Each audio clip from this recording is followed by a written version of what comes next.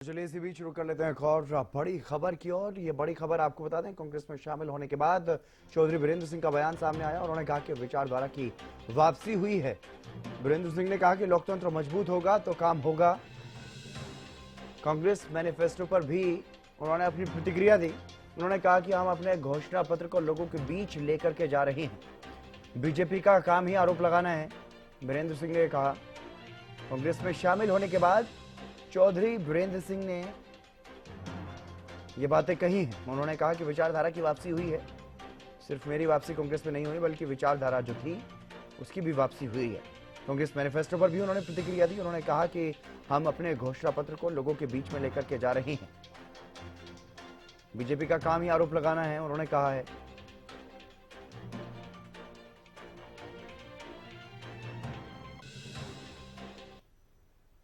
अभी कांग्रेस में शामिल हुए हैं, कैसा महसूस करें सर? घर वापसी हुई है, हो गया।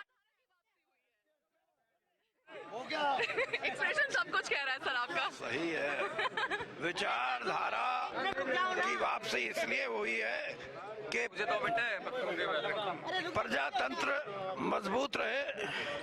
हमारे जो कहने की अभिव्यक्ति की जो परिभाषा है संविधान में भी, वो भी मजबूत रहे, तो हमारा एक स्वस्थ हमारा पार्लियामेंट्री डेमोक्रेसी जिसको बोलते हैं, वो मजबूत रहेगी।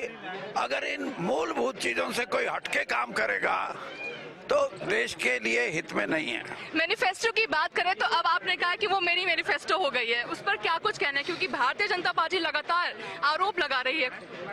भारतीय जनता पार्टी का काम ही आरोप लगाने का, कुछ पॉजिटिव कम से कम भले लोगों को ये चाहिए जो उनकी निगाह में ये जो जिन शब्दों का वो इस्तेमाल कर रहे हैं, ये प्रजातंत्र में शोभा नहीं देता। आपने क्या किया? आपका क्या घोषणा पत्र होगा उसकी बात करो। हम अपने घोषणा पत्र को लोगों में लेके जाएंगे।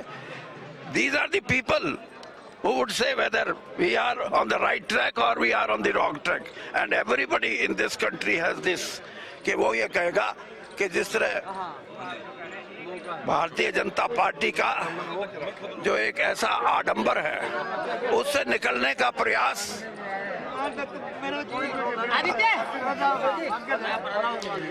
कांग्रेस का जो घोषणा पत्र है उसमें दिखता है। एक आखिरी सवाल, क्या लोकसभा चुनाव लड़ते हुए आप नजर आएंगे? नजर तो मेरा बेटा आएगा, मैं तो बहुत बहुत धन्यवाद हम बीरेंद्र सिंह को, जिन्होंने एक्सक्लूसिवली ज्वाइनिंग के बाद हरियाणा न्यूज से बात की है। कैमरा पर्सन निहाल के साथ अपराजिता श्री, हरियाणा न्यूज, नई दिल्ली।